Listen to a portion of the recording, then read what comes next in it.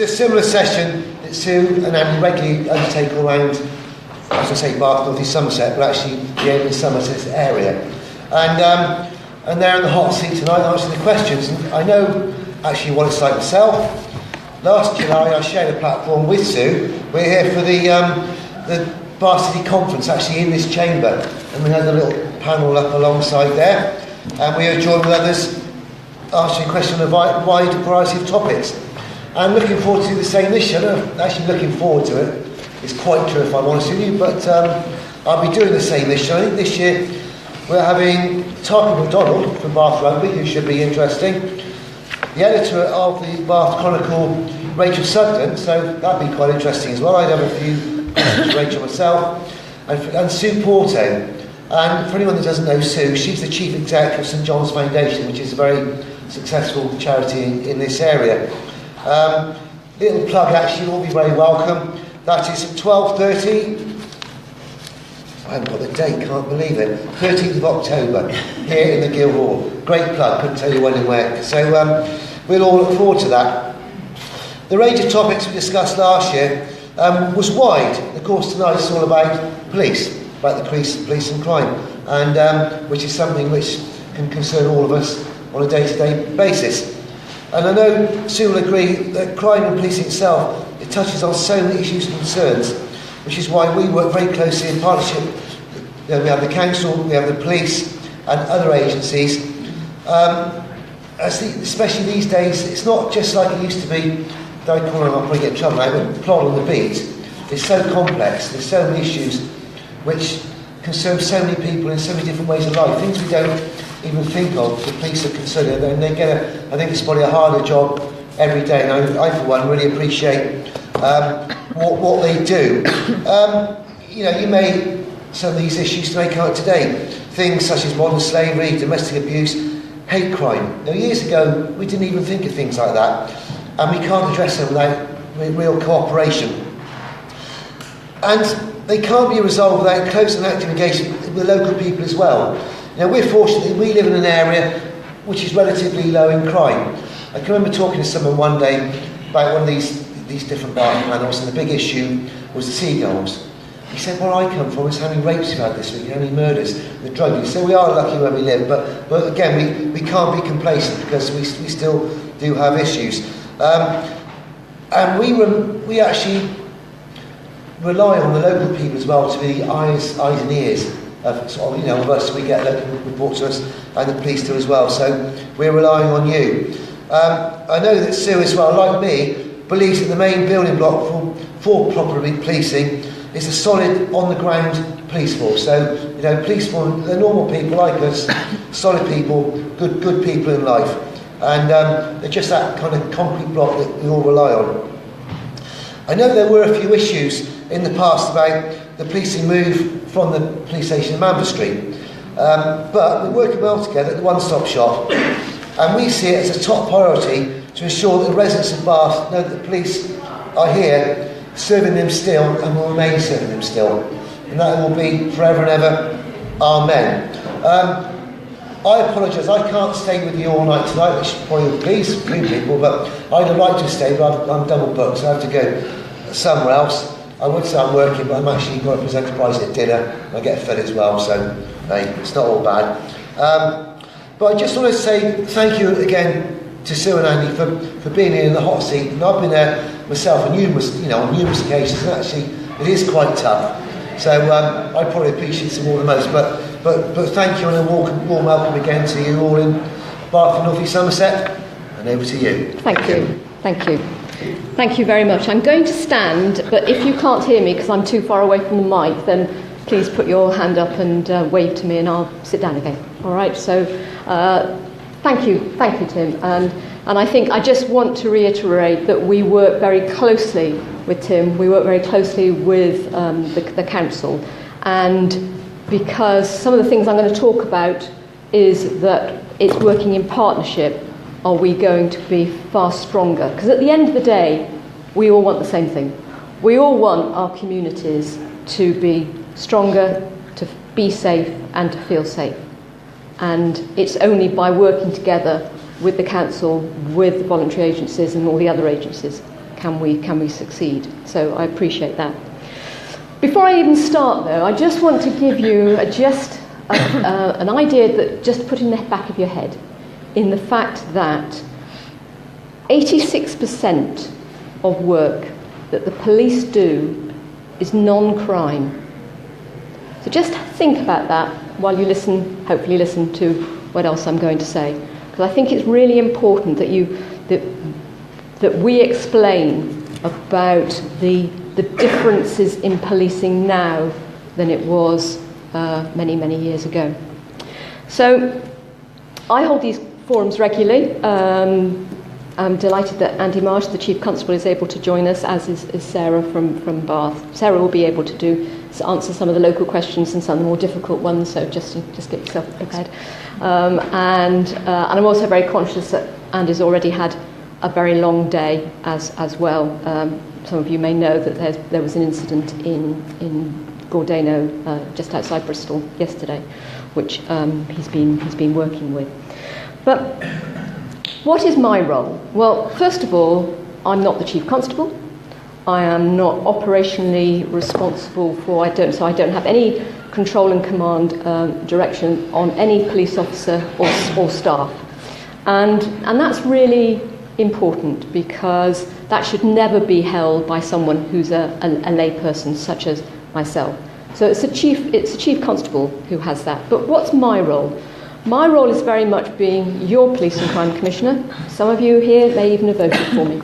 And I think that it is very much being the bridge between the demands that people want and what the police can deliver. So listening to your voice. And I'm a much stronger Police and Crime Commissioner because I do go out and I do listen to what you want. And I'm sure if I was to take the tops off all your heads, I'm sure you would all tell me what you actually want is more officers, more police stations kept open. And I too would like that. But I need to explain to you about the issues about funding and about where we are. And I hope that by the end of the evening that you have a much more rounded understanding of the demands that are on the police, of which are extremely complex. So let's just talk about a Police and Crime Commissioner. So I was elected first of all in 2012, and I was re-elected in 2016. I am only one of 7 female Police and Crime Commissioners over the country, and only one of 3 independent Police and Crime Commissioners. All the rest are Labour and Conservative Police and Crime Commissioners. And it was in fact one of the reasons I stood in 2012, and one of the reasons I stood again in 2016, is because I don't believe this role should be held by a party politician. And for those who are in the room who are party politicians, I'm not insulting you in any way. I just say that I don't believe the police should be influenced by party politics. So we'll listen to what the Chief Constable is going to say, but I just want to tell you a bit about the Police and Crime Plan. So my responsibility is, having been elected, is to write a Police and Crime Plan, and we have some copies of there on the desk in front of us, and it can be available if you go on our website. You can download it as well. And in that, we set out what the priorities are for the police.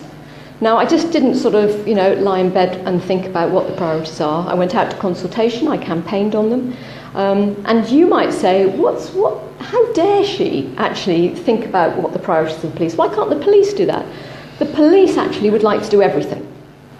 We have amazing men and women that work for the constabulary, and they would like to do 110%, if you can ever say that, 110% job on being able to do everything.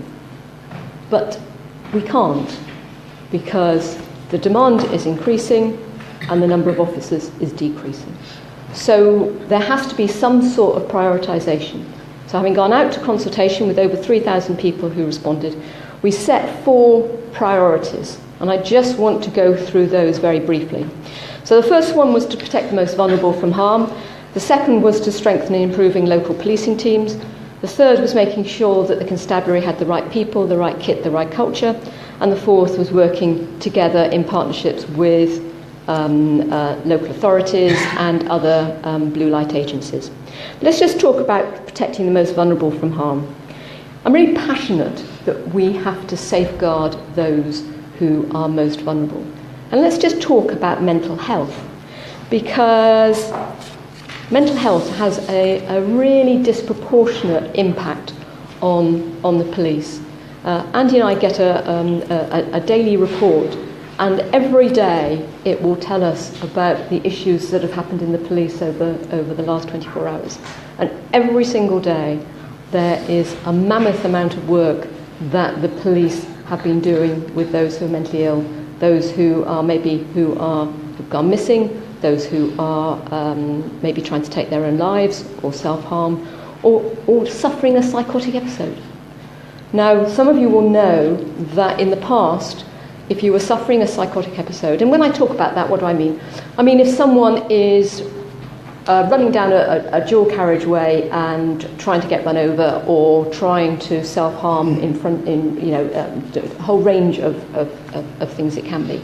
And the police are the ones that get called. Now, these are people who've not committed a crime, they are ill. And we only have 4 beds across Avon, the old Avon, which is in the Mason ward at Southmead Hospital. And they get filled up very quickly. And in the past, we used to take them to a police cell for their own safety. And with the Chief Constable, we made the decision last year that actually this was not acceptable. Can you imagine, if you are mentally ill, can you imagine anything worse than being taken into a police cell and hearing that door clunk behind you? No one can think that is the right thing to do.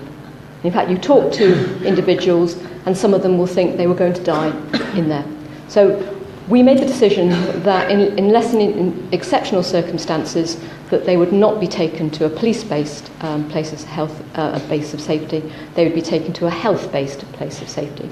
And in the last 12 months, we've only had to put 4 people within the police cells for exceptional circumstances, down from about 200. So mental health is a really big issue.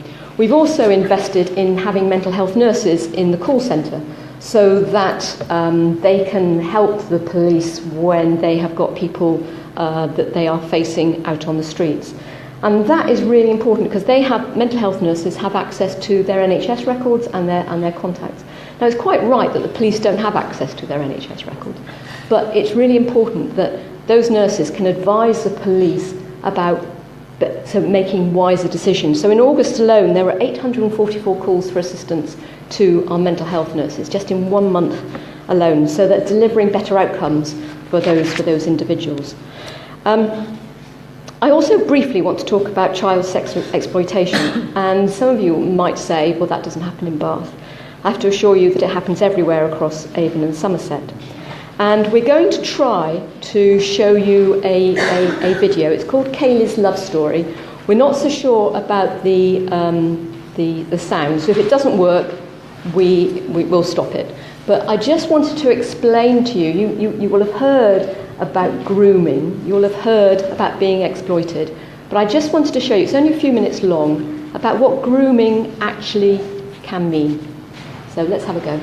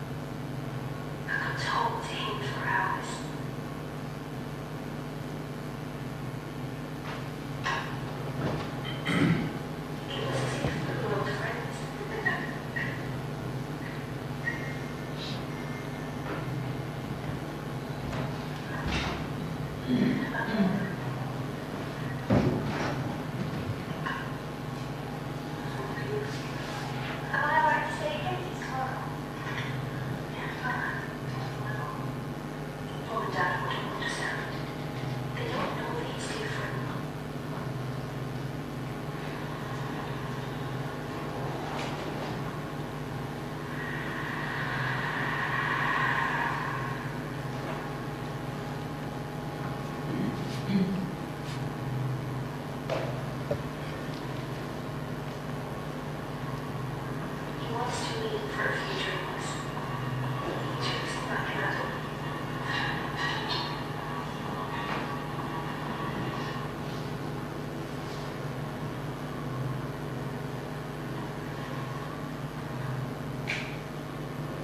I think he might be the one. I really do.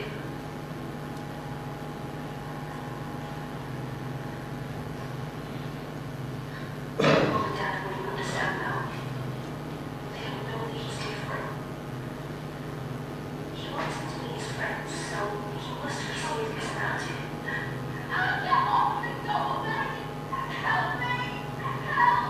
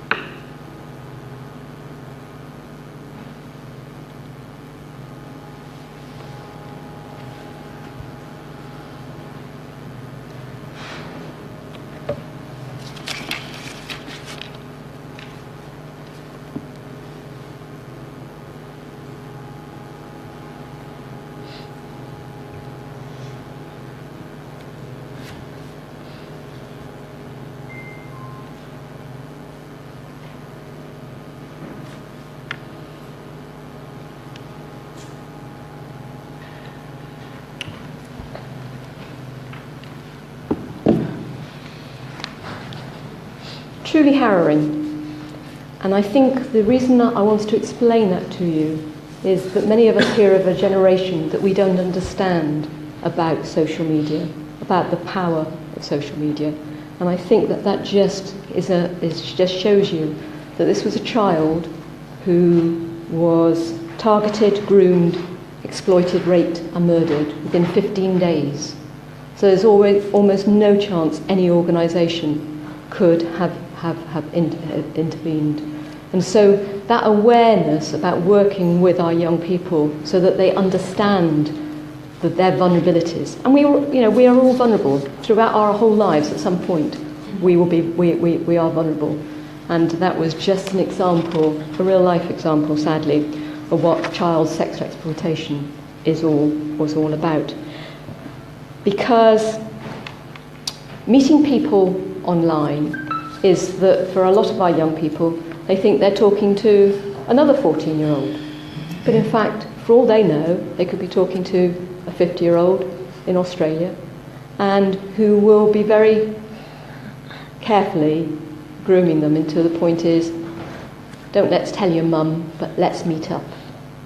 And that's the sort of issues that the police are having to tackle far more than used to be.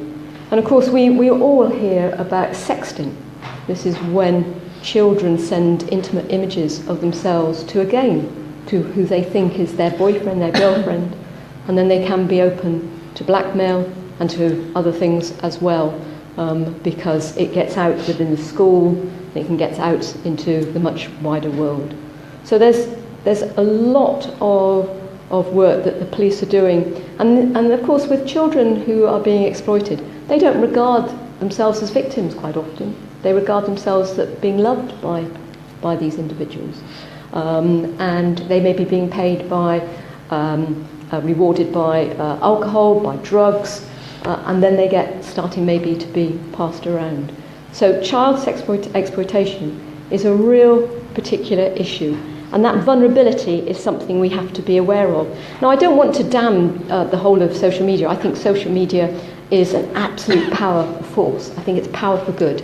But we have many young people who don't understand some of the implications of it. And we have a responsibility to safeguard our young people. And we do a lot of work with Bernardo's now, working across the whole of Avon and Somerset, of being able to work with children who are on the cusp of being exploited.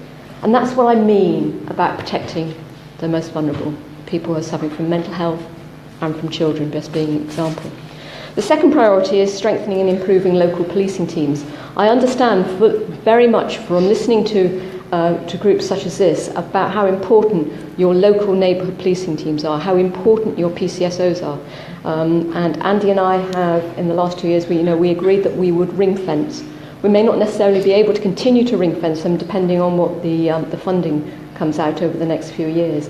But we understand absolutely the importance of those local neighbourhood policing teams. But it's also about working with you. I call you are our active citizens. You are the ones who come out to listen to us on an evening because you are passionate about making your community safer.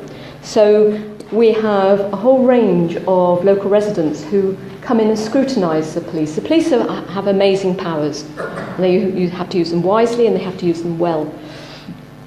But policing is not something that goes on behind closed doors. So we have a group of residents that come in and look at the way the police use the powers of using tasers, about how to use stop and search. And again, giving that public feedback about how they can improve. We have independent residents panel, which again look at the way that the police handle complaints.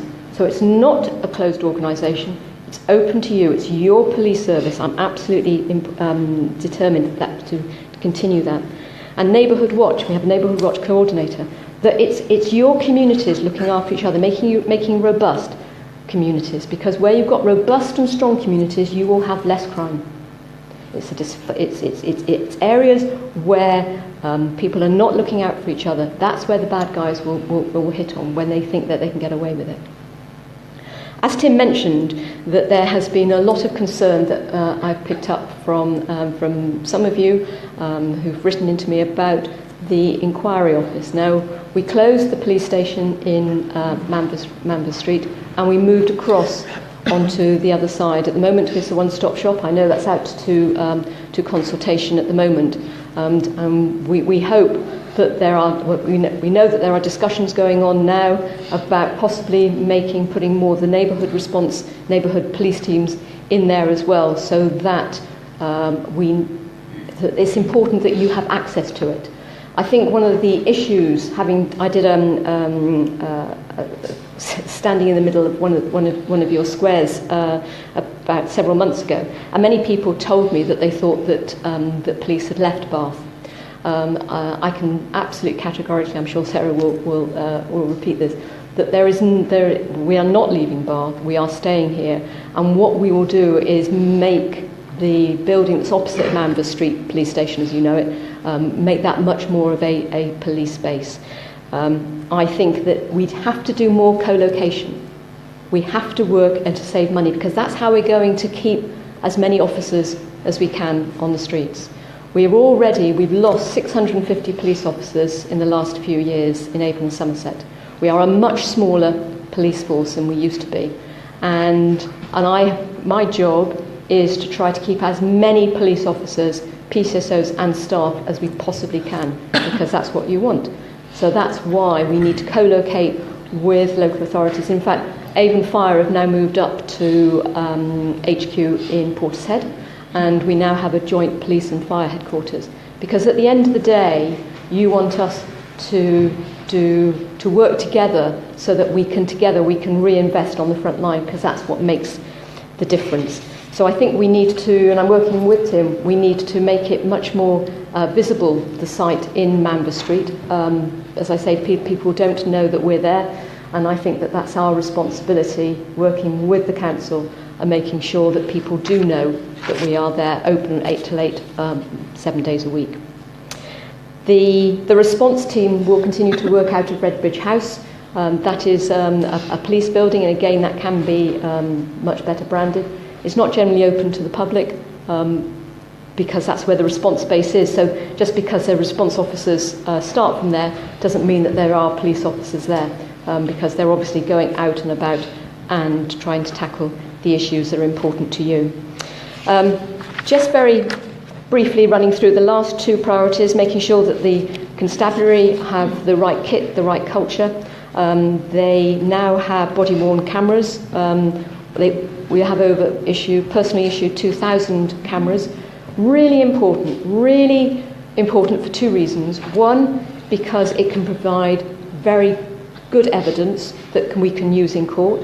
I'm particularly keen on using it for domestic abuse issues where the victim may not want to come to court, in fact can be bullied not to have come to court. And I hope that it would also encourage the magistrates and judges to make much more robust sentences, because instead of an officer reading information from a notebook, actually the judiciary can now see what that police officer saw when they went into maybe their house. You know, a battered kitchen, no food in the house, children screaming because they're terrified. That creates a much richer picture for the judiciary to actually see about abuse. We also need to make sure that the constabulary are representative of our communities. We have over in Avon and Somerset, we have a 7% representation from black minority ethnic communities. As far as the constabulary is concerned, it's about 2.5%. That is not good enough, and we need to do better. Really important that our police look like our communities. Let me just very briefly talk about funding. Andy's brought the Tipping Point, which is a paper that we have produced for the government. I met the Minister, Nick Hurd, and he said enough of anecdotes. He said, provide me evidence that you are short of money. So we spent most of August actually writing that, and it's an easy document to read, and there are no punches pulled, but it actually says that by 2020, there will have to be significant differences to the way that the police our communities if we have to find another £17 million cash. And because we have flat cash coming from government, the only increase that's come from is the council tax precept. And some of you will know that we raised it 2% last year, and that's where the extra money that the Home Office say that we've got is not coming from central government, it's coming from you.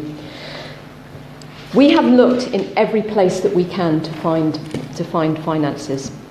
I think that we are now not only we've cut the fat, we've cut the muscle, and I think we're quite close to cutting the bone.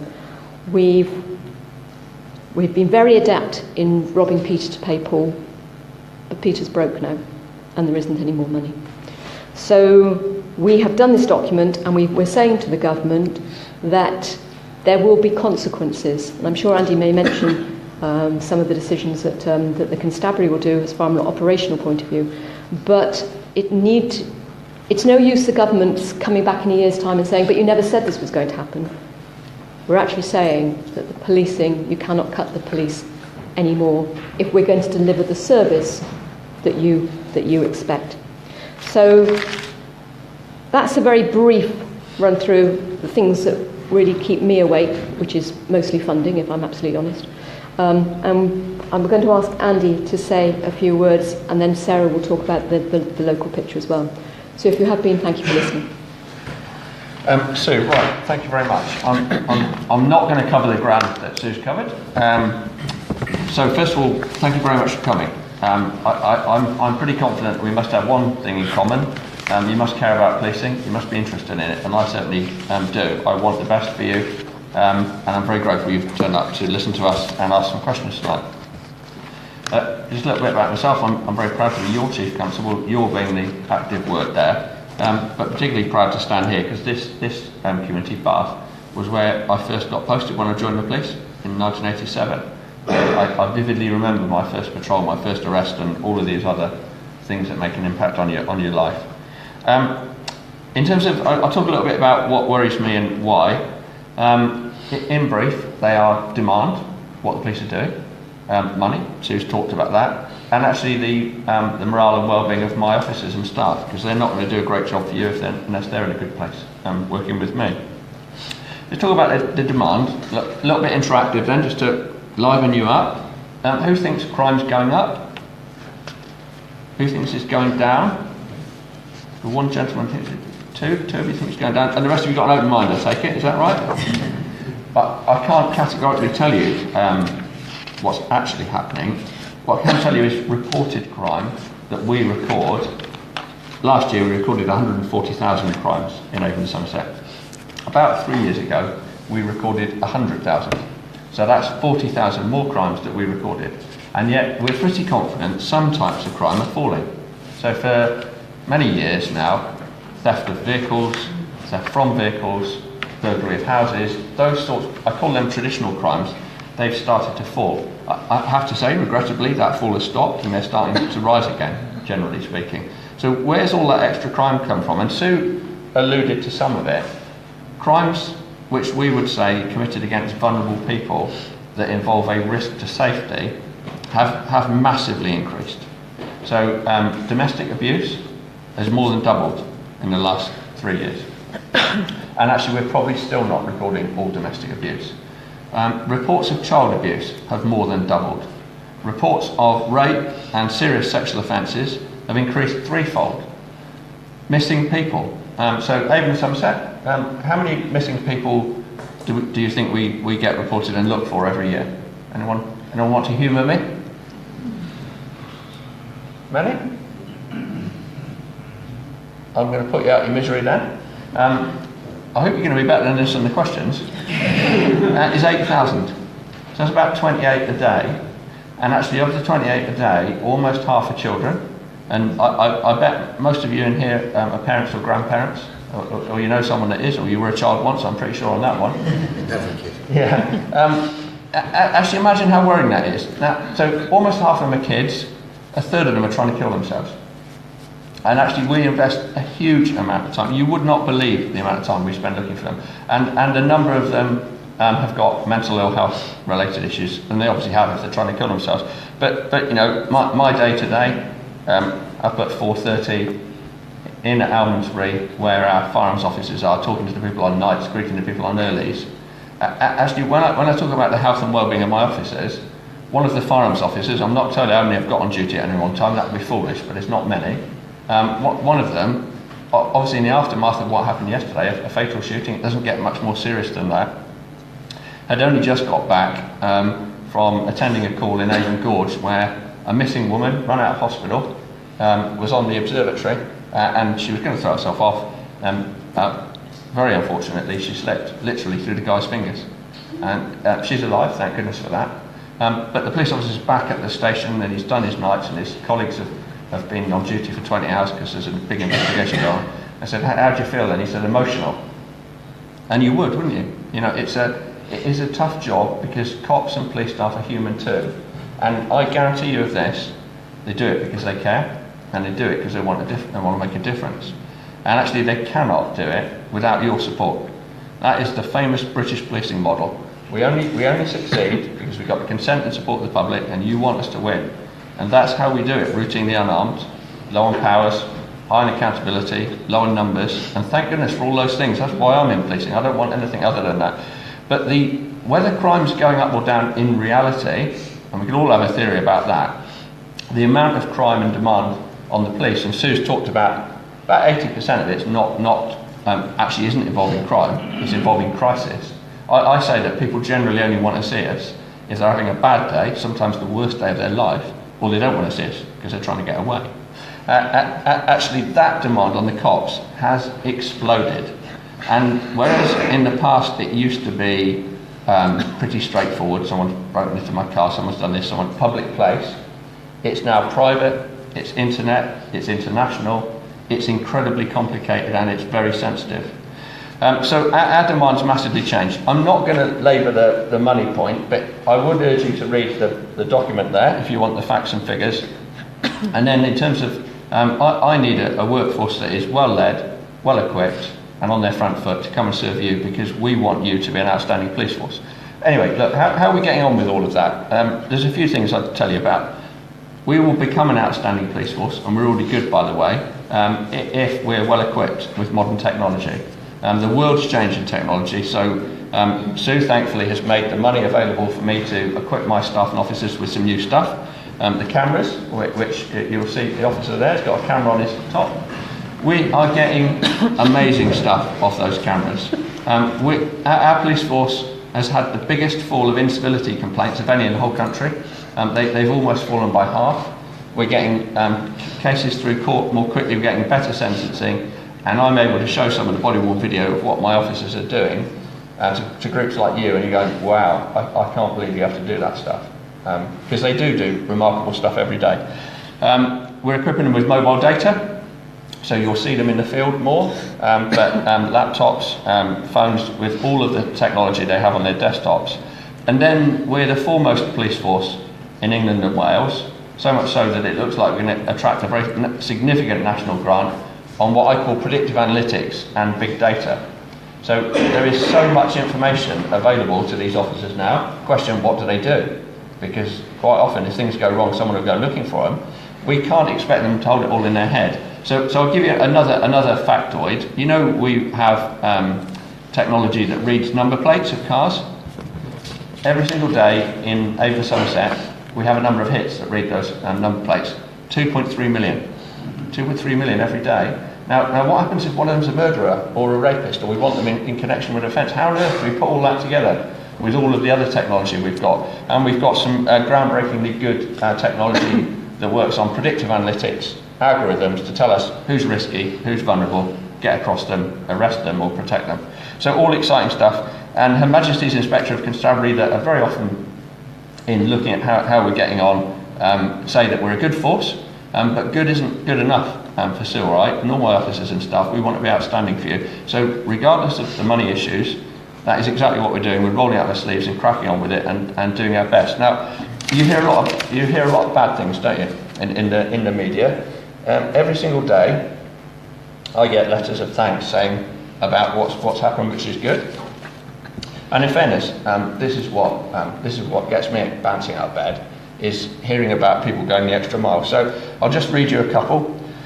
This is a report from a lady that saw a police pursuit, a car being stopped and the police officer doing something, and she said, I just wanted to say how frightening I found the experience. I was with my 12-year-old grandson in the car and we were both frozen with fear, sat holding hands, unable to move.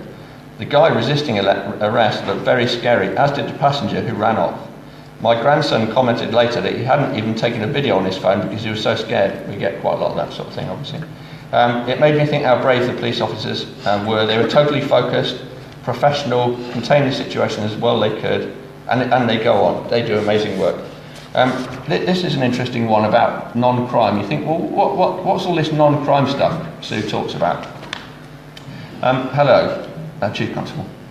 I just wanted to alert you to the fact that PC Fortune had been a huge help to my family in the past few weeks.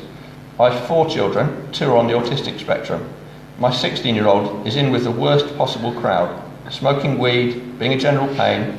Because he's autistic, he's desperate for friends to fit in, and he thinks by doing what these kids tell him, even if it means he lets them beat him up, he will do it. I contacted PC Fortune, but wasn't expecting much, as I'm aware of the bigger picture of things, and this isn't much of an issue. But he's been amazing. He agreed to Cameron coming into the police station and spent nearly an hour of his time trying to make Cameron realise the consequences. He's gone above and beyond. I will be forever grateful for the time he spent with Cameron trying to get him on the other side. And here's an important bit, and I'm not having a go at other public services, they're stretched as well. We've been in the mental health system for years, and they haven't spent this amount of time with him, even when he's been suicidal. So please pass on my thanks to this wonderful PC, who may actually make a difference to a troubled boy's life. There are people out there doing that right now, I guarantee you. And I'll just read you one more, because this is one that you would think, it might make you cross actually. We've got technology that we switch on, and Sue's shown you some internet-related crime, which will show us people, and it's generally men, who are looking at pictures of children being raped and abused. It's horrible stuff, isn't it? And on the end of it, there is a real child somewhere in the world, often in the UK.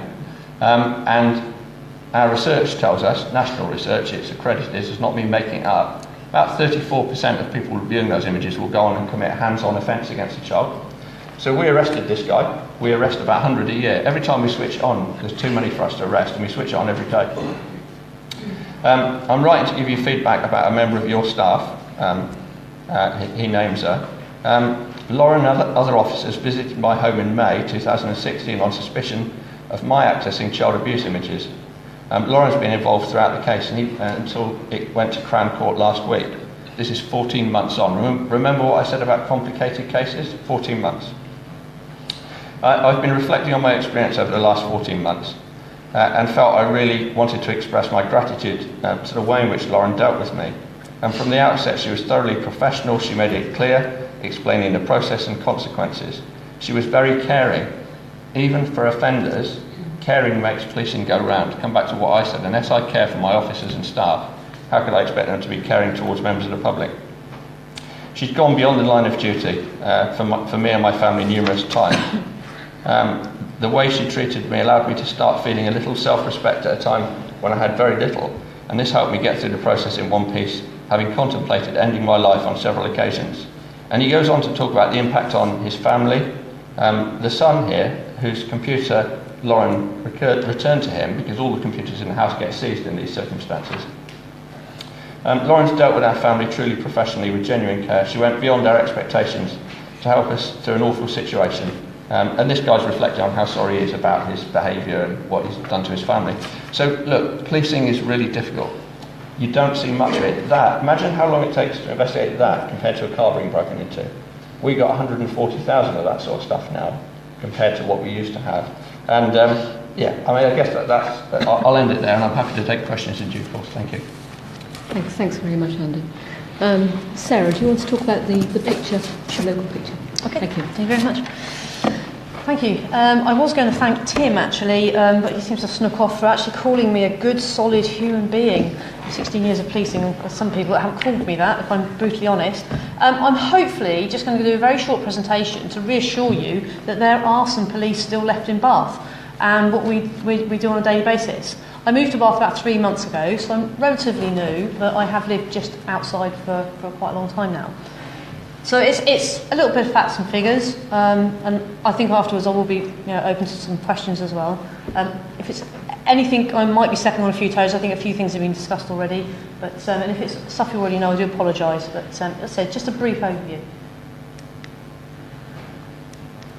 So I'm a neighbourhood sergeant based here in Bath, but I do actually at the moment have responsibility for the whole of Baines. I've been given a specific role around antisocial behaviour, crime and sort of the drug scene. But this is Baines, and this is where our police stations currently are. So as has been mentioned, we have Redbridge House in Bath, we still have a police station at Radstock, and we have the small neighbourhood police post that's at the Keynsham Civic Centre.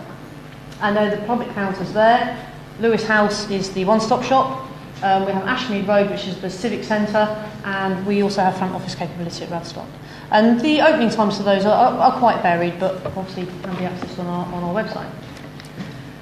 So, across Baines, we've got roughly 130 police officers. Obviously, they're not always in all at the same time. We do cover a shift pattern, and we have response and neighbourhood. And that's the breakdown overall. Well, I think the important thing for me, being a neighbourhood, is these are the people that we're talking about here about tackling those local issues. So our neighbourhood team at the moment consists of 1 inspector, we have 5 sergeants, and then a number of PCs and PCSOs. We're probably about 35 PCSOs at the moment, covering the whole of the Baines area.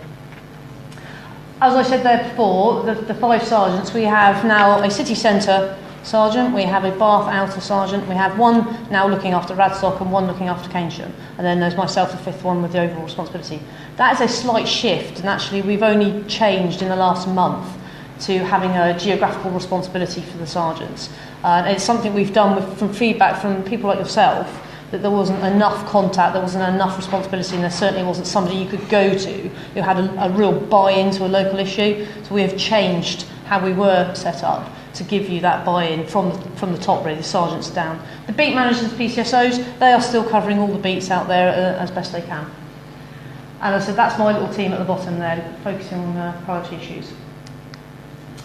The challenges of Bath. If you live here, you'll know Bath's obviously a city. It does it does suck in most of our resources, but that doesn't.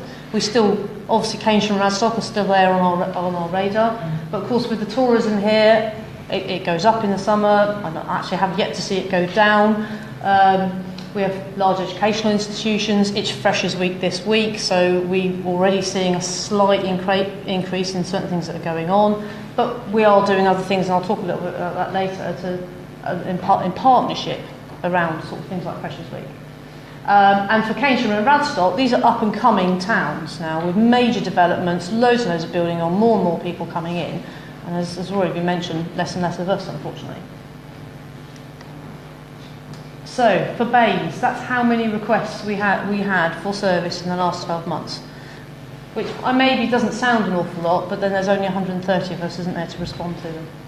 We have seen an 8.8% increase over the last 12 months, which is slightly higher than the constabulary, but it's probably about the same, isn't it, really? But we have seen an increase in some of our crime as well.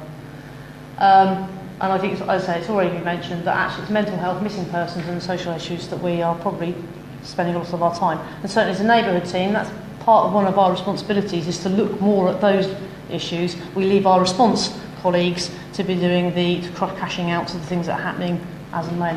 And just literally as we were walking down here, my colleague and I, they were responding to a man standing on one of the car parks threatening to jump. So, and most of the response team are out there sort of trying to deal with that. Some of the specific concerns I've come across in the last sort of 3 months, which I'm sure are going to be very much in the forefront of your minds. We do have a homeless community here in Bath. We're a city. I don't think we could expect not to have one. But I have been to several meetings recently where we actually only have roughly about 30 at the moment, people that are sleeping on the streets, which in a big city is quite a small number. Obviously, it's how they interact with the rest of us and what they're doing is where we need to possibly get some interaction. Street drinkers, that's our nighttime economy. Again, we have a number of establishments in Bath, and Keynsham and Radstock as well. We're talking licensed premises as well. Antisocial behaviour, there are pockets all over the place. And I think one of the questions later will sort of home in on one of our major areas. But again, it's a large city. It's a large area, it's got a large population. Drugs, we do have a drugs issue in Bath. We are no different to any other town or city, I'm afraid, across the whole of the UK. But we do have a specific operation set up here now where we are trying to tackle some of the issues. But it's not just a policing issue. This is where we're trying to work with our partners to try and tackle the root causes up to anything to the convictions, and we're all trying to come in at different angles.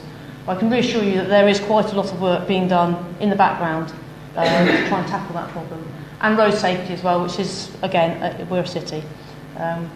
We want to protect people as much as possible, but when I'm in here with my children, I'm probably as much anger at some of the issues that I see in Bath, and then have to come to work trying to deal with. What are we trying to do about it? So I briefly said about our realignments, about having sergeants now in specific geographical areas. And those sergeants as well have been given specific portfolios. So for example, my portfolio is road safety. We have a sergeant who now looks at human slavery, we'll look at travellers, we'll look at CSE. So we're giving responsibility to those sergeants to sort of try and tackle them. They're not going to go out there and be super people and deal it all by themselves, but it's about getting that engagement from their own teams and from our partners as well to tackle these bigger issues. We have nighttime economy staff, so we do load our shifts on a Friday and Saturday night, so there's more police officers. But again, we're working with others. We have street passers, we have I think the fire brigade are actually coming out to help Freshers Week to sort of do some patrolling along the canal because of previous issues of people falling in. So again, we're trying to sort of drag in everybody to try and tackle some of these issues. The reinvigoration of the community speed watch. We are conscious that we had a very, very good speed watch system across Baines probably about 4 or 5 years ago, which has taken a slight dip. There are a number of reasons for it. The fact that I'd like to sort of get across to you is that it's been recognised that it's not working as well as it was. We lost a lot of groups. It's an invaluable resource for us, actually, for people to take their time to go out there, record. And it's not just about enforcement, it's about education as well. Then there's a reinvigoration going on at the moment, and again, we've made some big steps in getting back into reinvigorating the current speed watches, and hopefully you'll see soon that we're going to try and get some more up and running. Local tasking and targeting, that's about the force really has this, and we do this very much in Baines, where rather than just running around and just picking out what we think might be the thing that's the worst, we actually now have a very specific way of putting a threat, harm, risk score onto something, and if it's high, then that's clearly the thing we need to be targeting, and if it's low, then maybe it's something that we can do in a little bit sort of slower time. I was a neighbourhood sergeant many years ago in Frome, and I think then we used to just sort of pick whatever was the biggest thing at that time. We now have a very set way of doing things, and I think it's really honed in on some of the areas that we need to prioritise. And as I've said before, we're doing a lot more problem solving now with our partner agencies. I've already mentioned that we are trying to get more and more technology to help us with this role. So as we see, our body-worn cameras and all our mobile data that's being rolled out this year. I've been told that there's now a callback system for reducing waiting times for 101. I don't know if anyone's had the experience of ringing 101, but traditionally the feedback is it takes an awful long time to get through. And I think now a system's gone in place where they're actually going to call people back to reduce that frustration. People will be able to get through a lot more easily to us. Because it's all about that communication. Again, the partnership approach, really pushing it as much as we possibly can, and our partners have all been absolutely fantastic. Everybody understands the problems, and it's just now about getting some solutions.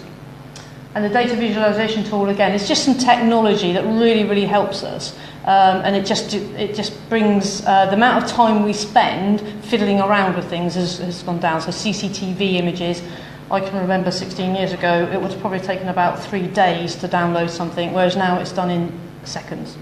So that's really helping us. Bear in mind, CCTV, our body-worn cameras and everything is just, as mentioned before, visual evidence is always better than anything else at the moment. So this visualization tool is really helping. So a little bit of a conclusion. It is a great place to live and work. I've only worked here for 3 months, but I'm enjoying it already, so I want to stay. It is a safe place to live. We don't want to scare anybody. Many other areas of the country, I'm sure, are not like this. And I say we want to keep you safe. And I want to just sort of finish on really reiterating what the Chief Constable said, is that when I joined 16 years ago, I just wanted to help and protect people, and that hasn't changed. And that's ultimately what we come to work to do. So hopefully that is, yes, that's just some of our numbers. Thank you very much. Thank you, Sarah.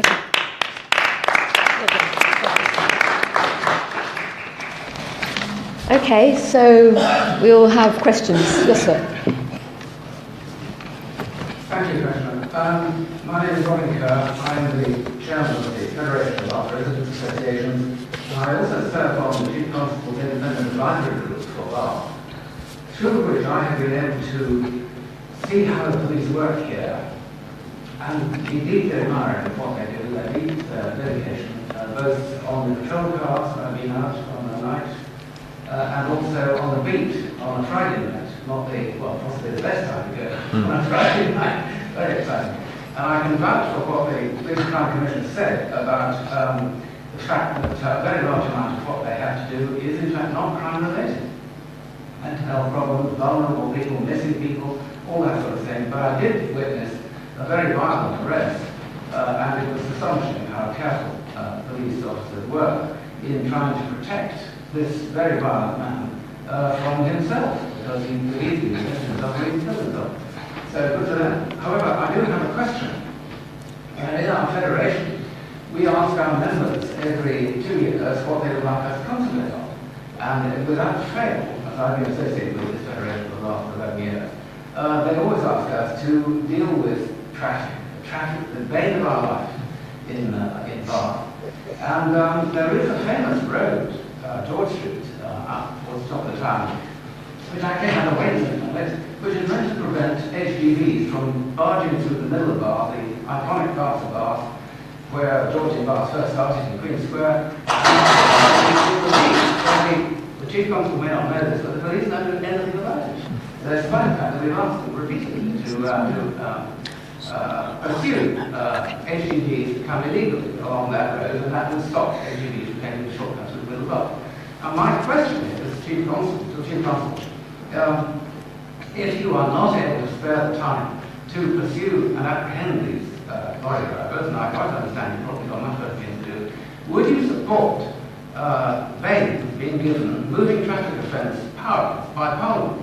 Because at the moment, the only boroughs, the only local authorities that can pursue moving traffic offences that is like stopping a vehicle are in London. And no other local authority is allowed to do that. So that's a good question. And first of all, thank you for your time you spend giving us advice and studying what the office has been doing. Appreciate it. I've been a police officer 30 years. I've seen some big changes in what we do. I'd like to claim that we've made some progress in some areas. So we use DNA, we use all sorts of clever techniques. Why do people desist from doing what they do? And actually, there are a number of different reasons. But it's quite rare, and I hope you're not disappointed hearing a policeman saying this, it's quite rare that we will enforce a problem out. So actually, why did burglaries fall? One reason is that commodities became cheaper, and you couldn't slip out of a house with a 50-inch telly on your back. Someone's going to notice you. Why do people stop stealing cars? Because you need a smart key to do it. You know. So actually, this is my argument with the internet. How will we drive crime out the internet? Well, someone who benefits financially from running the thing needs to invest a bit of time in preventative activity. So look, I'll be honest with you. I mean, Sarah might have something. I'll be honest with you. I will not be able to enforce this problem out of Bath. We might have a little play around with it, but it isn't going to stop it. So actually, what I would like to do is a couple of things. I'm very open-minded about the council having enforcement capabilities, but they haven't got any more money than us, so I wonder how they will crack that. But the second point is, let's look at how we design this crime out, or this antisocial behaviour out. Make the streets so narrow that you can't even get a truck up there. There's no business coming through there. Put some physical object in there that's can only allow lawful traffic to get through. So I'm just trying to think a bit laterally, but hopefully, given what Sue and I have said, you will understand it would be very foolish of me to sit here and say that I'm going to enforce all these problems out. I would be writing cheques that these officers can't cash, and then you would just think I was a charlatan, and they wouldn't think much of me either, would they? So, Sarah, do you want to add anything? No, well, yes, I do. I don't know the specific area, but I know there are some quite specific areas in Bath that have the same problem with HGVs going through signage and that sort of thing. I know that there is some enforcement done, but it is sporadic. We can't be there all the time. We're not 24/7 stand in the road type service, which is why I would support the Chief Constable has said is that it's probably about finding a different way around that now, which is to have the pillars, the road safety measures, because they are a 24/7 in place. This is a beautiful city. What do you want cars in it for? Yeah. Honestly.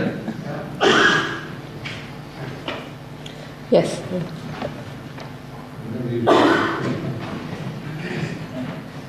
We come from this north. We live in a road called Guildhall, and it's a road like 400 metres long, a straight road. On that road, when you come into it, there's a sports centre, there's a children's playground, there's a skate park, there's doctors, and there's a sewing centre. Coming down that road,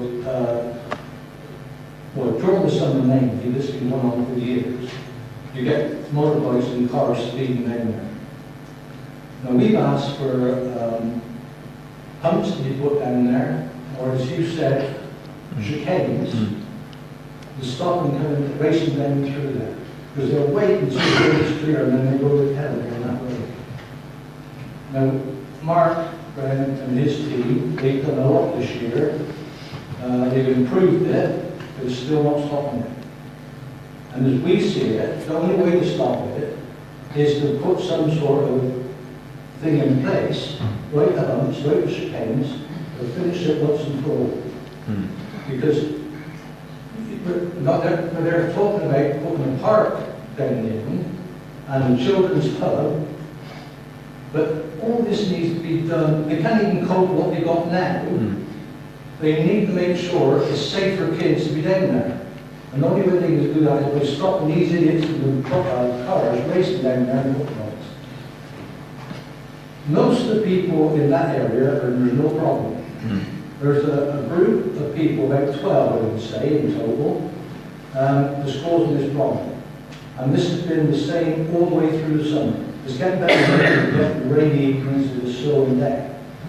But how we can't go down there and catch these people, because the cars are souped up. You can tell by the way they're barking up the road that they're messing around with their baffles or whatever, or their silencers. And the only way we're going to prevent this, because it's going to be a generation thing, you'll sort it out this year, they'll come back, and they're up come next year. Prevention is the only way we're going to stop it. So, first of all, I'm very sorry that you've got to put up with that. I'm not trivialising that at all. I imagine pretty much every day in the summer is disrupted by noise, dangerous driving and antisocial behaviour, and I am not in any way saying that's all right. We are here to deal with that sort of thing. In fact, I know that park really well. I live near there myself, and I reckon I get some of those boy races around my way. We need to use education, enforcement, and we need to design it out of the location as well. So look, I would be absolutely up if they break the law under legislation, taking their cars off them and crushing them, if we can. I'm up for doing some enforcement, but I'm also up for the design. I don't know whether you want, I don't think, Mark. I'm aware,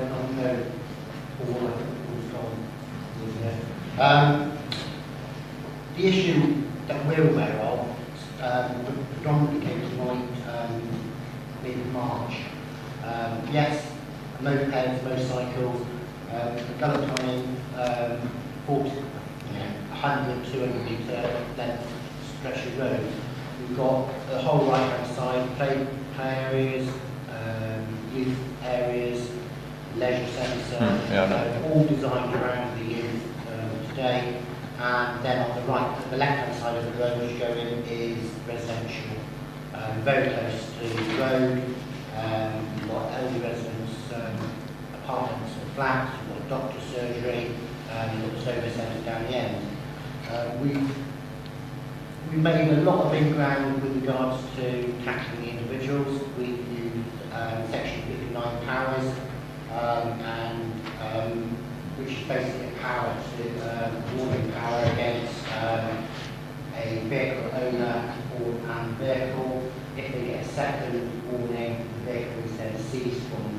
We've issued 12, 13, 14 of Section 59 early on March, unfortunately, in early July, we issued our first second warning. Second warning then results in a formal notice.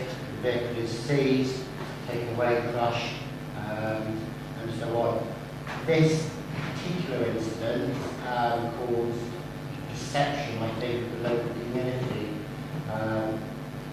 to raise an eyebrow, really.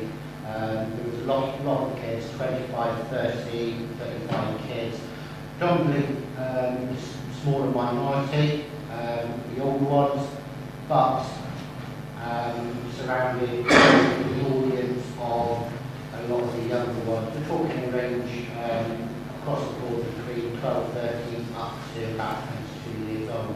So we're talking a large range of kids here, some quite easily dispersed with regards to section 35 powers, which are new antisocial behaviour dispersal powers we had in the last couple of years, which taken over from local council authority dispersal areas. It makes it a lot easier for us to impose these dispersals via radio, get hold of the inspector. If you look like it can be done on the spot within minutes rather than having to wait till the incidents happen, go down to the council houses, put the application through and then get 1 to 6 months.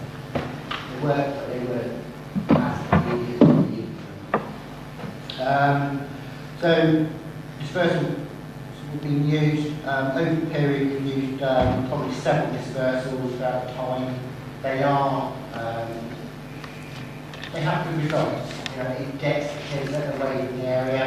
It gives the residents the respite that they need up to 48 hours.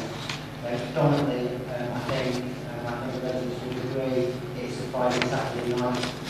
But as the main issue, but it does happen around the evening throughout the rest of the week as well. So we do have those 48 hours. If that 48 hours ends, we can then move on. We can get another 48 hours if we need to, but we need to justify why we would not put it in for the sake of putting it in. So like I said, we've had several of those implemented. Going back to the second warning notice in section 59, vehicle was seized. As a result of that, there was an increase on that particular night of, I would say, quite frightening. Incident and the residents. There was a few officers on. There was a good group of 35 to 40 individuals, all going to the officers. The officers were doing what they needed to do. They needed to stay in the vehicle because it needs seized, it needs to be recovered. They were waiting for recovery. The owner of the vehicle decided to damage his vehicle, which enticed his friends to do the same. The young groups then dispersed and moved on. As a result, that I came back onto duty a couple of days later, having not been involved in that. I was able to use body-worn camera footage that the officers had on that night. I was able to identify the 9 individuals that were actually causing vehicles, and as a result of that, community protection warnings have been served on them. Community protection warning, it is an anti-social behaviour tool used on the neighbourhood team, and it's about giving them a warning to cease their behaviour, and we will then gather evidence against any issues on that. That warning that we issued to them. From those 9 that we issued today, we had 2 tongue breaches, 1 individual that we issued. We sent up to notices. Notice actually gives us power to now put one individual has been or is processing report behaviour, and the second one has issued CPN. It's had its desired effect. He's dropped off the radar.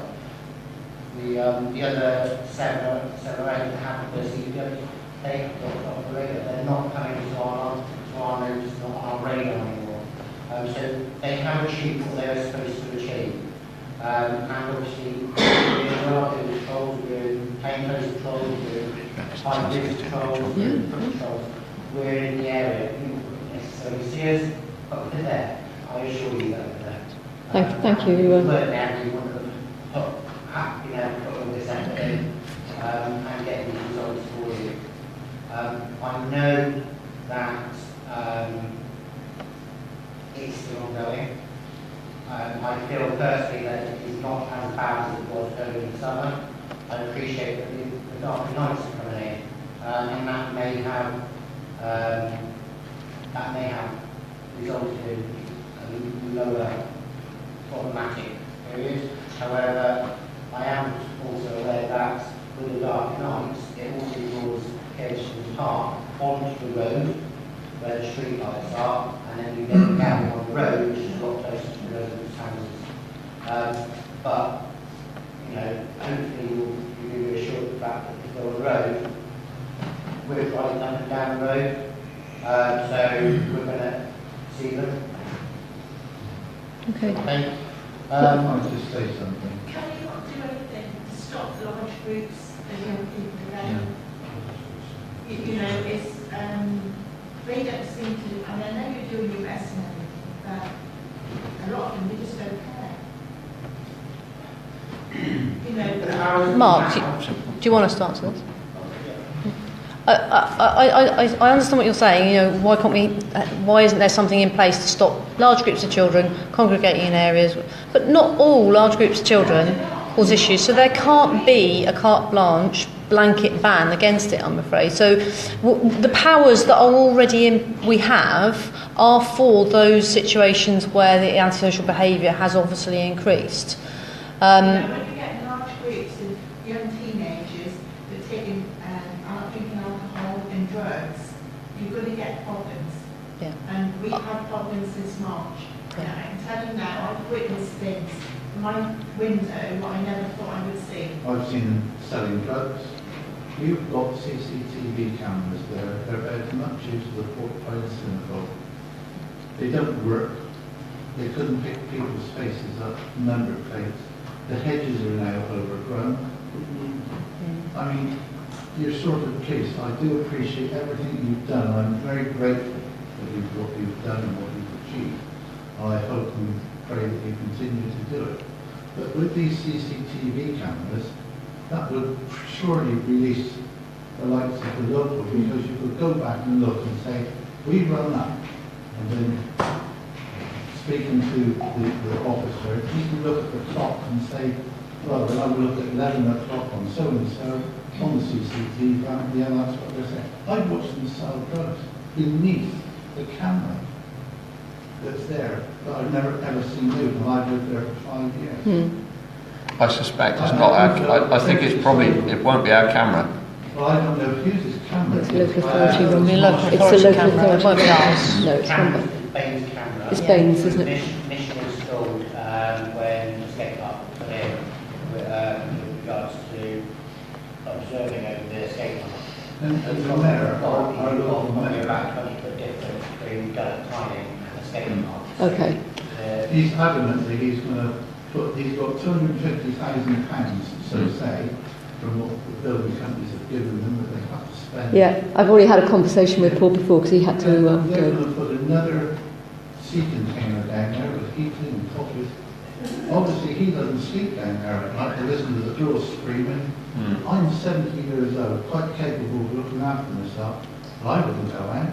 Well, One day down there, excuse me, one day down there, you're going to see them sat on the television, the mum and dad looking all sorry for themselves because something has happened, the same as that young girl. Because pull me a dirty old man if you like, the girls are getting bigger, they're showing more of their bits and pieces. Drugs, drink, they don't mix. How effective were are the street pastors at Midsummer Norton? Not Because they made a big difference. I mean, look, we could kick this round. I recognise there's a problem, yeah, and actually it's not nice. In fact, I also recognise it's probably dangerous at times, and it's having an impact on your quality of life. I also think, from what Mike said, that actually he's doing a good job, Yeah, they are. and I could do with more Mikes, to be fair. Yeah. So look, we are not your enemy here. We need to work together. So we no, just want some help. I know what you're saying that. So look, here's the deal really. Mike's going to need to continue. Mark, sorry. Mark is going to continue to do what he does. He is part, despite all of our cuts and savings and our busyness, he's part of a big organisation, and part of our world sometimes is about proving we're a bigger, more effective group of people than the baddies. So we can do that on occasions, and he can leave people in through various tasking processes we've got. But here's the other two bits, because we're on the same side here, the side of good against bad. The other two bits is crime doesn't flourish in a cohesive community. Some people in your community are not playing their part to manage their children and their families.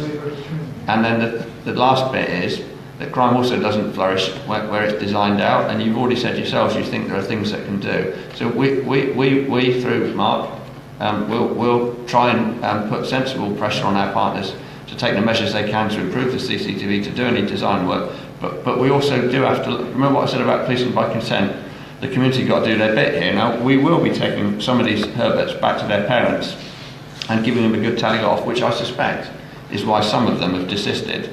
We need to pick out the handful that actually are sticking two fingers up at us and the community and do some more enforcement against them. So is that a bit of a deal going forward that you can work with us on? Okay. Can I just add into it? You were saying that you want our help in sorting this sort of thing out. Yeah. How much more help than 4 cameras mounted to a vehicle 24 hours a day, 7 days a week, and the footage constantly be given to the police for the police to do nothing with it? How much more help would you Well, look, if you want to have an argument, how many? No, come on, let me finish. I've listened to you. How many officers do you think I've got to watch your 4 cameras 24/7 recording? I haven't. So let's be realistic about this. Well, there's the proof. There's the proof of what's happening. You know, we can show you the proof of them speeding down the road. And if you can't concentrate just for an hour or two. I think Mark has spent more than an hour or two on this from what I've listened to him say. I think there's a lot of organisations that could help as well too, with the housing, for all these families are in more social housing. There should be more enforcement on tenancies. It's an agency issue because the police can't do everything. And I know from my working experience in Bristol, when I dealt with big issues like this, because I work in housing management, that the police rely on us an awful lot to enforce our conditions to stop the antisocial behaviour. Because when you threaten, I don't like to use that word, and it threatens somebody's home stability, they quite often listen to them, the police, and actually start being a bit better and actually realising they're causing antisocial behaviour and riding bikes with no helmets on and taking drugs. I mean, you're right. The threat that housing associations can have working with their tenancies have sometimes have a much more powerful effect than anything that the police can do. Yeah, and that's why we try and work as closely as possible with the agencies. But it's trying to solve it with everyone trying to make a difference. And I think Mark and I would ask Sarah to be able to work with. And I've spoken to the mayor earlier, and we were talking together with Tim because they're fully, and so are we here. We're fully aware of the issues that have been happening down there in Midsummer North. Okay. What concerns me is, we can't look after what we've got now with with your officers. What's going to happen next year when this container goes down there? It's going to be like a green spike up that all the kids are just going to congregate down there. And it's just going to get worse. I mean, we're not going to be able to resolve this here, but I think what's got to happen is that all the agencies, and led by obviously working with your mayor as well, about bringing everyone together to because invariably the solution will come from the community. That's where it will come. Okay. Right. Of course, you can ask a question. Yes. One thing, I'd like to make a suggestion. I'm a Barn resident, and I've lived here for around 3 years, lovely place to live. I've known a lot of change with regard to the street drinkers and the homeless in society, and it's a lot to do with all the cuts and how things are going and what's happening on the media, Brexit and all the rest of it in our lives. But we came across, myself and my partner came across a bit of an incident. This isn't the question I want to ask, it's just I'm going to make a suggestion. There's a group of street drinkers that congregate and meet in Kingsby Square, and it's getting bigger and bigger and bigger. And there was around 20 of them there the other Friday, openly drinking, and I thought Bath was a drink-free zone, one of the few cities that is in the country. Blatantly drinking, blatantly dealing drugs, and that was at 1 o'clock in the afternoon. which is a shame really, because it's a lovely place and there's loads of residents there, families, and a guy trying to, do his veggies, sell his veggies. We phoned 101 and we were on the phone for 40 minutes, so we walked to Manchester Street and we left it on for 40 minutes, and as soon as we got to Manchester Street and spoke to the nice lady there, they phoned us back. So if you're on the phone and suddenly, the voice that comes in, if you're on the phone for more than 5 minutes, put the phone down and then we'll phone you back. Would be a good idea. Yeah, let me just explain to you the Because it wouldn't get you frustrated. No, when you're on the phone, no, and you see something happening and you want to get a response. Yeah, and I really appreciate that you've gone to the effort of making that phone call. I'm incredibly disappointed that you've been on the phone for so long. We now have, if you could give your details about when that time was, because we now know, we can now work out where our demand, we can now work out where and when there has to be extra staff. If we went back 2 years ago, there were, at every public forum that I ever had, that there were many complaints about the 101, where people were abandoning calls. It was 10, 12%. We're now below 5%. And it's something I'm absolutely passionate about. If we're going to be accessible, we've got to answer the phone to you. And we've done a massive investment in that. So I'm incredibly disappointed that you've had to hang on the phone for so long. If it goes on for so long, then this triggers it. Sure. Then you know. But because as soon as we put the phone down, we look at Manchester Street, it comes to the police officer, yeah. and they were on the phone. Sure. So it's a bit ironic. But my question is, it's really to Andy.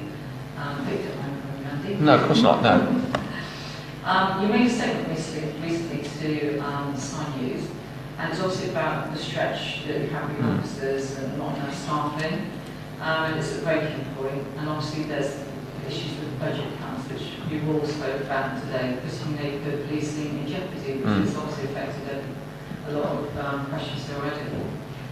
Now, apparently there's been a BBC programme recently. David Garnister said on his Sunday programme, Chief Constable said that he won't be able to deal with a terrorist attack if we had a terrorist attack.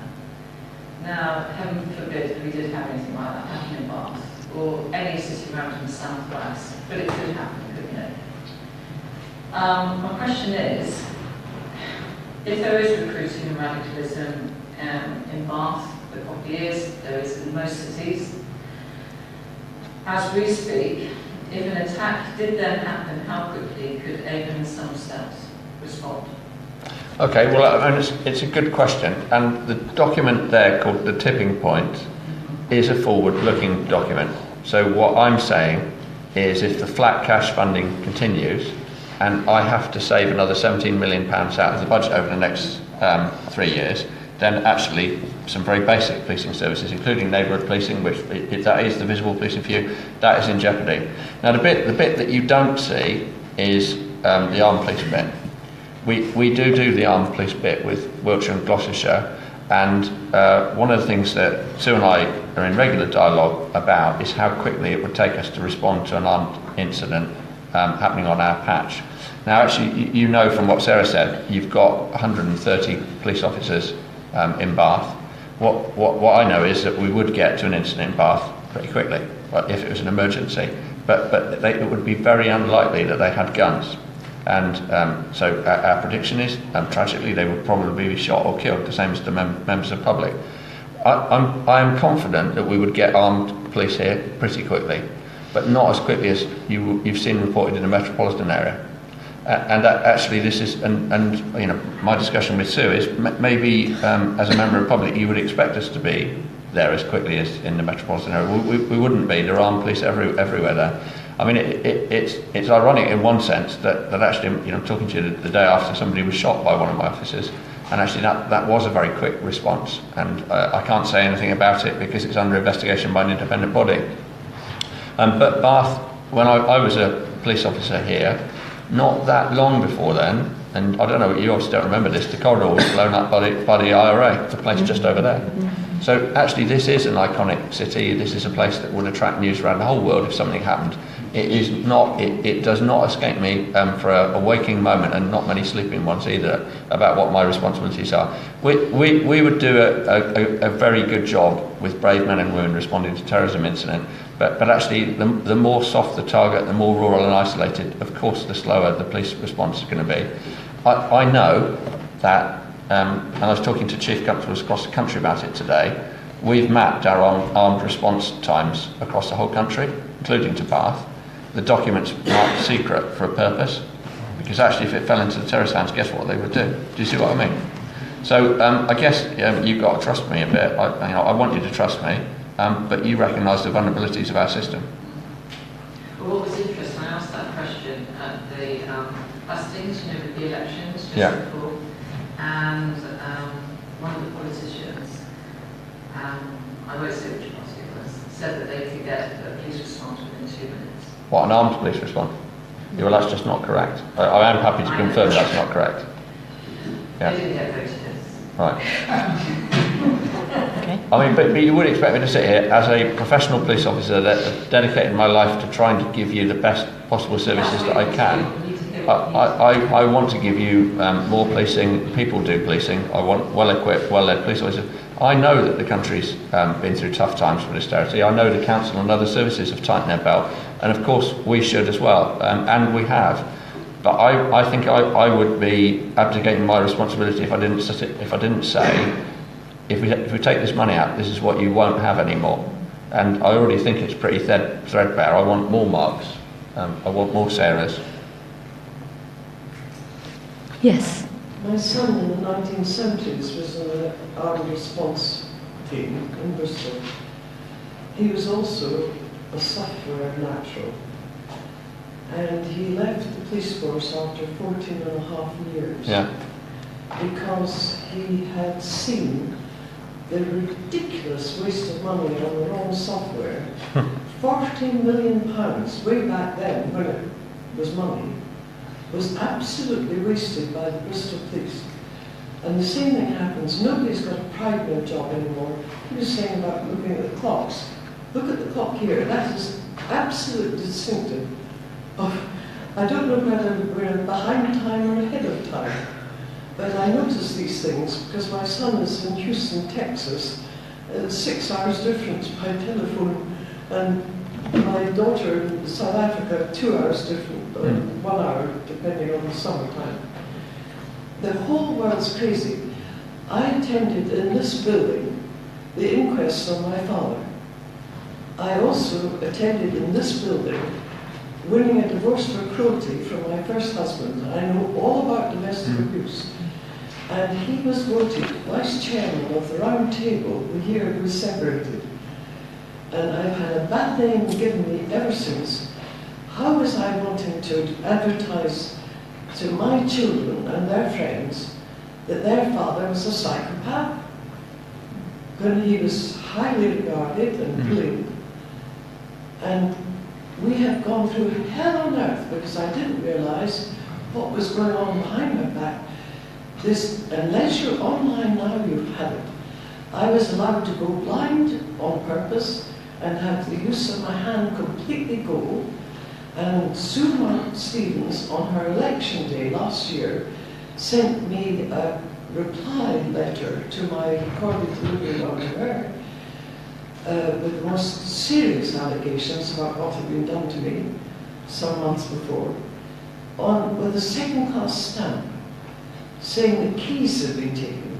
The keys to my front door 3 months before. And the police, I had reported to the police and a 999 call on my mobile phone at my front door that there had been an opportunist thief. I'd left the keys in my door, with one key, a little latch key, in my door, because I can neither see nor feel. If I drop the key at night, I can't get into my own home. My husband, meanwhile, was tricked into signing up with Curo, a charity, to have a sole occupation of a flat a mile away from any shop, anything else. And Curo had let that place go into absolute disaster zone.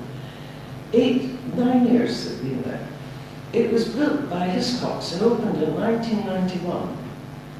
It was fabulous. It was built with and for retirement, not for dumping people that are a problem because they can't get up and down the stairs to their own bedrooms. And the police had sent me in.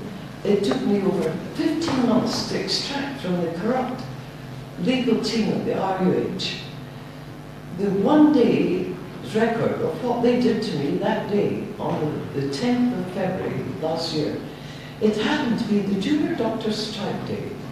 It was also the week in which Unison were making an appeal for sympathy for them, and my insurance company was through Unison.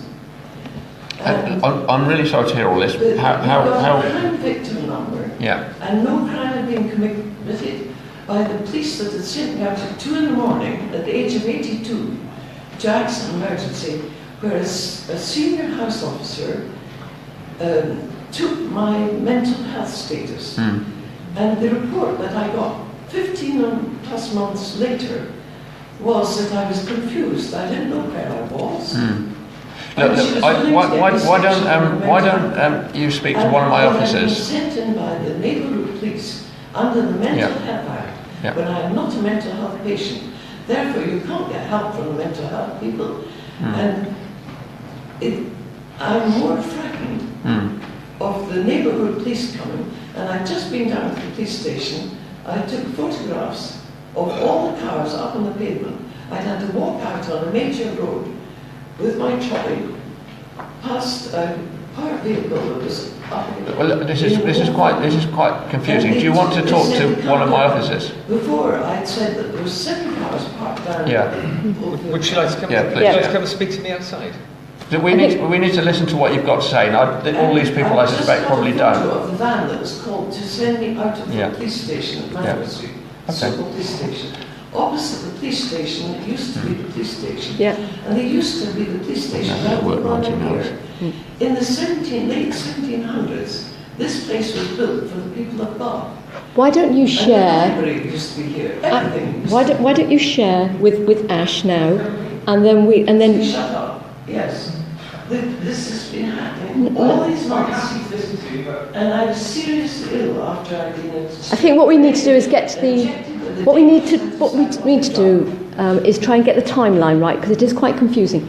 If you replied to my letter, and I can only sincerely apologise for that. Okay, but if you like to give all your details to Ash, he will be able to work out what your timeline is and be able to work out where are the right people that will be able to help you. Out of that Lewis House, they were called regularly, and I just got a threat to call it again, and I got the photographs of it. That's why I came in late, because Boots did not for me. Okay, well, if you share those photographs with Ash, he will be able to. I won't go alone with anybody. My husband's here. 32 years in the service. If you'd like to go with Mandy, with my PA as well, if you're not happy to go with Ash by yourself, spending £2 million to mess up the road outside the Theatre Hall and replaced the Mineral Water Hospital with a casino, and you think you're not in trouble, and they're building the Mineral Water Hospital and the entrance to the. If you go with Mandy and with Ash, and we'll listen absolutely carefully to be able to help you. Yes, that's quite clever of you. We didn't have any software in 1970. Yeah. And if you want your husband to come with you, of course. Don't worry. She's not her husband. No, her husband was at the back. She's obviously someone that's. Mandy knows her. She's obviously written. Okay.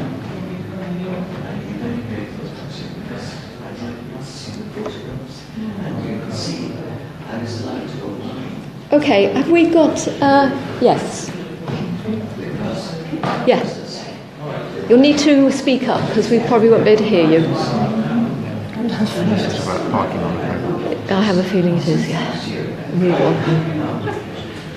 My name is Judy Trollope, and I live in City Place. walk around in the Tamarod, and I had a total hip replacement because of an accident in June. So it's really dangerous talking about illegal pavement cyclists. Sydney Place. Sydney Place. And that's where I was at 93. And I sold afterwards for £1.5 million. Well,